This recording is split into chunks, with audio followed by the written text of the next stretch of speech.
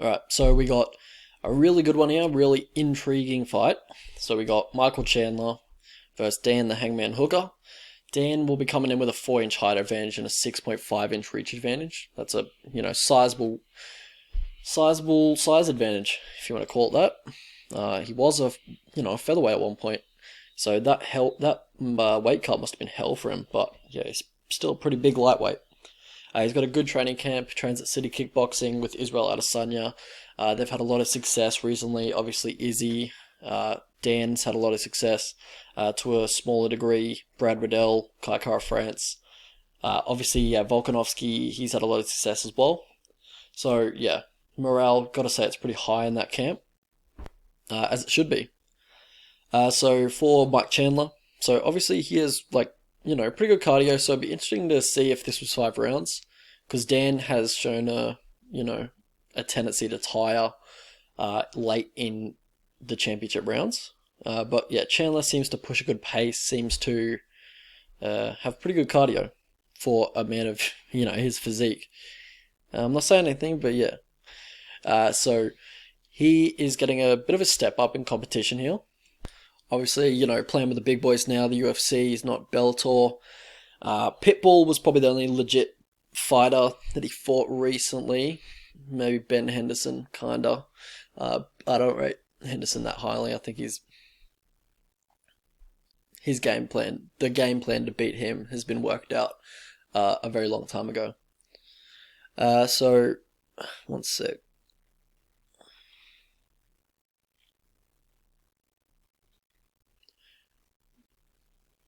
Alright. So yeah, in his career, I think he's been on the wrong end of a few split decisions. I think he's only lost to, oh fuck, who is WB? Who's my notes? WB. Fuck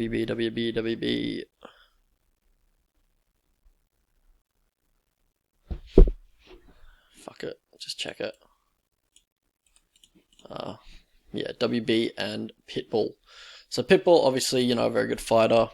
Obviously he's a featherweight, but still, he's a very good fighter. Now, who is WB? Will Brooks.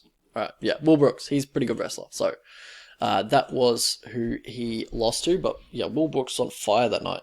And when, Will Brooks got it all pieced together, when he's, got everything on point, he can be actually a pretty decent fighter. Alright, so we'll get into the striking of these guys.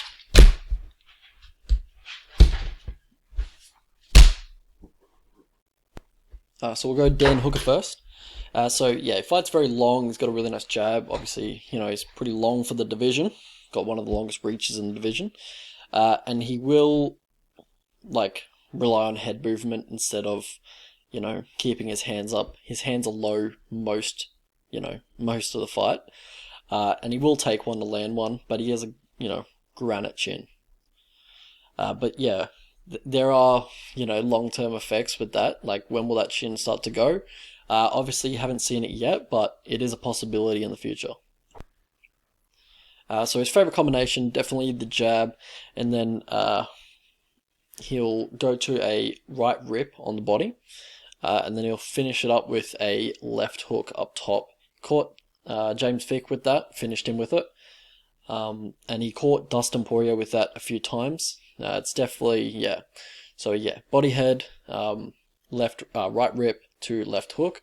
Definitely one of his favorite combinations. Another thing he throws is that, that sniping right hand when his opponent's closing the distance. He'll just pretty much just snap it out. He's got very good timing on it. He's not the fastest dude in the world, or the lightweight division, but he's got good accuracy, good timing, and I think he caught Owl with that one. So he has a few, key weapons. He has that straight knee that he throws if his opponent's closed distance too recklessly, like in the not the Jim Miller fight, but it was the what's his name? Ross Pearson. Yeah, Ross Pearson. He caught him with that. So for Mike Chandler, his stand-up is pretty straightforward. So he's in and out with feints. He's kind of got that Wonder Boy thing going, but he isn't Wonder Boy, and he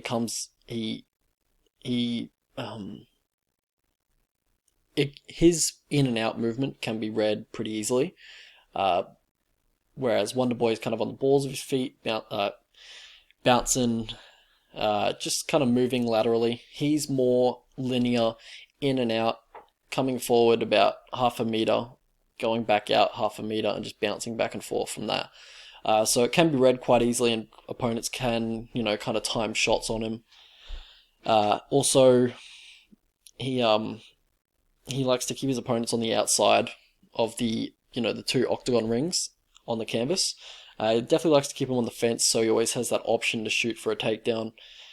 He will reduce his forward pressure, like in the later rounds, I don't know, to conserve energy, or he just isn't comfortable being on the front foot anymore. But yeah, he will, ease off on the pressure in later rounds. Also, yeah, so when he's like getting pushed back, so say if someone blitzes on him, tries to land a combination, he'll back up in a straight line. Just, everything he does very linear on the feet. So, it's not hard for his opponents to make early reads and just kind of figure out what range he's going to be fighting at, and figure out, what strike they have to end a combination with just to attack him, because they know, where he's going to move when they do a certain thing. Also, yeah, advances in a linear manner. He's not going to cut angles. He's not going to, cut off the cage or anything. He's just, very straightforward, literally. So yeah, he will throw a few straight jabs and a few, straight rights to the body. Dangerous proposition if you're going to be fighting Dan Hooker, who has those straight knees, but, that's one of his main weapons that he likes to throw in his Bellator fights. And his lead hand is low the majority of the time. And he definitely drops it after throwing a jab, doesn't bring it back to his face, but yeah, usually it's just low at all times. Also, when he is facing southpaws, he has a pretty decent body kick. Has a lot of power behind it, a lot of snap. But yeah, his stand-up isn't terrible, but it's just very easy to read. The wrestling is where he probably shines and probably where he is most comfortable. Even though he has been doing a lot of stand-up in his recent fights, I would think he would want to get this fight to the ground. So we'll stay with Michael Chandler. He's got good grappling position awareness. Like, he'll get his opponents, near the cage, and he'll have them on a certain angle where they can't wall walk, or they can't put their backs up directly to the fence, so they can start cage walk. I'm not sure the term, but when they start pushing their backs up and try to get leverage using the cage to then get, both their posts as in their legs back. What else does he do? When he is in their guard, he'll posture up, stand up, throw down some right hand bombs. Like, he's got pretty aggressive ground and pound. He can attack submissions and advances, or like advancing position, a little too hastily, especially the back take. He'll, try and get two hooks in immediately after he gets the seatbelt grip. And it can leave him on bottom, or, an inferior position, say a scramble.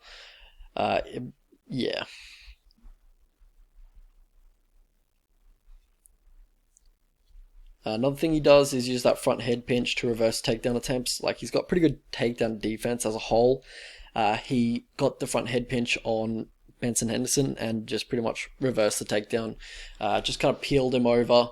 I'm not sure what the technique's called in wrestling terms, but crack opener or something. It's like a crackdown or something like that.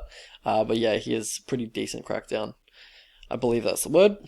So he sets up his double leg with the overhand right. So that's when they're near the fence. So he'll set it up with a double hand right, just come crashing in, close the distance, and then he's pretty much just on their legs. They're squared up on the fence, and that's pretty much how he likes to set up his takedowns. For Dan Hooker, he's also, no chump on the ground. He's got very nice chokes. He'll sit down into a guillotine. He'll either use that to, go for the sub, or he'll use it to reverse position, or either, use it as leverage to roll his opponent over and then get in side control. Also, when he does go for his own takedowns, he'll pretty much just he usually goes for shots just trying to get a rest from the striking, and then he will like get the back body lock, turn the corner, try and take the back, and just kind of control from the back, either jump back or just control, throw a few knees, land a few shots, just kind of recover in that position. So how these guys win, we'll stay with Dan Hooker. So yeah, as I said before, got good timing, accuracy. That's why he's got a lot of finishes on his record, because he hits them with clean shots. He's got a good jab, good distance management. He is able to persuade opponents to fight at his range. Seems to be very good at that. He'll just get these boxers to fight him at range and like kickboxing range. It's quite impressive, really. He's got a granite chin. He's very tough. Like he'll push through fatigue. He'll finish a fight even when he's dead tired, and he can just take a hell of a shot. Also, he's got really nice low calf kicks. I'd like to see him use it in this fight. But yeah, he also will, ramp up the volume on those calf kicks, and actually, they'll start to actually impact the way the fight's going. So for Michael Chandler, he's obviously got that wrestling background. He was Division 1 at school, I believe, at college, sorry. He's got good cardio. He can push a pace. He can, slow down in competitive fights, especially in the Will Brooks fight. He was tested definitely in the grappling, and he did tire in the last round. So, if he ever went up against Khabib, obviously it would be very competitive in the wrestling, or even, a dominant advantage to one or the other. But yeah, Khabib would definitely be the second person to get tired in that fight. So yeah, he seems to have a fair bit of power in both hands. It's hard to tell. He was versing guys whose chins are kind of suspect, but he seems to have, a fair bit of force behind his punches. He's got good grappling strength. He's got good sub defense, especially on top. He's heavy. He's heavy on top. He doesn't leave a lot of space in between his opponents. He's actually got pretty good balance in his scrambles, and just general good takedown defense, good sprawl. How these guys lose, so we'll stick with we'll go back to Dan Hooker. So he pretty much fights in one way, stays long. He doesn't really adapt mid-fight. He'll kind of just stall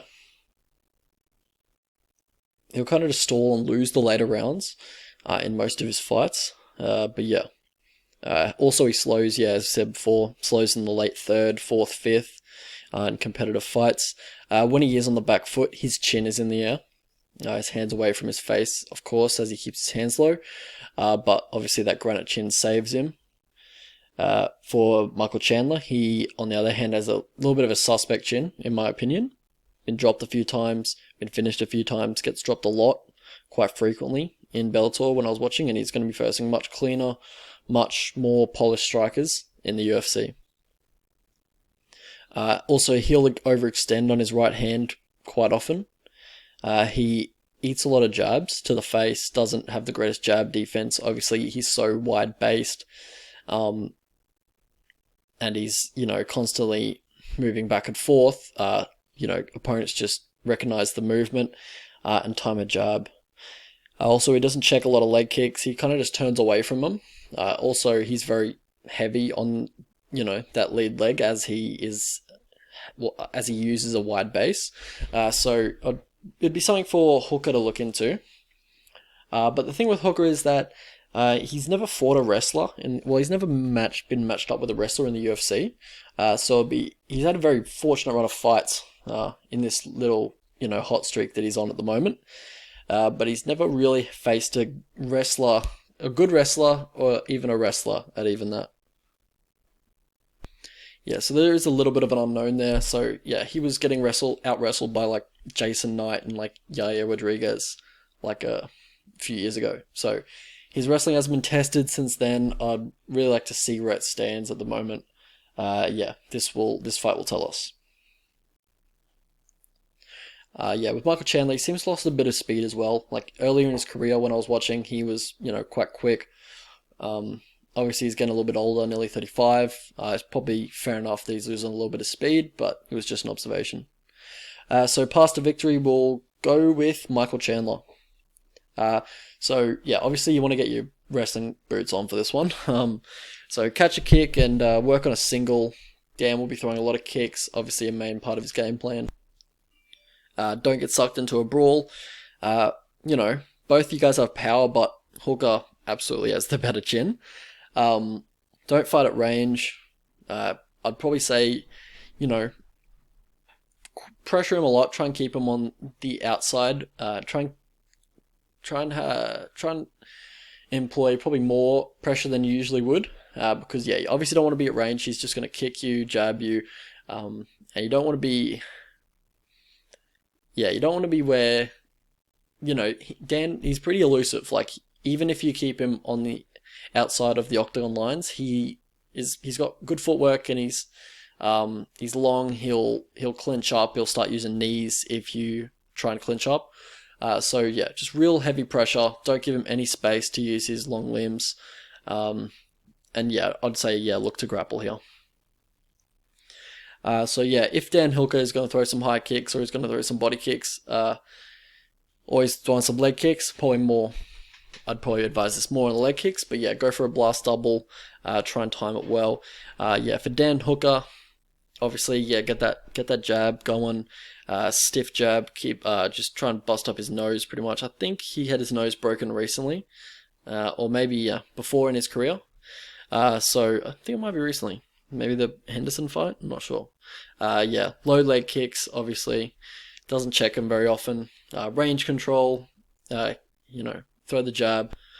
Circle along the fence. Just, try and stay away from the fence as much as you can. But, if he does push you up to the fence, try and clinch. Try and, land some straight knees when he shoots. Some straight knees, when he's jabbing or throwing a straight right to the body. Take Travis Brown elbows if he's stalling on a takedown. How I see this one going, I feel like this is a really good welcome to the UFC fight for Chandler. The thing with this fight, we haven't seen Dan's wrestling in a while, a few years actually. You could assume that it's on the same trajectory that Adesanya's wrestling seemed to improve on. Since they come from the same camp, obviously train a lot.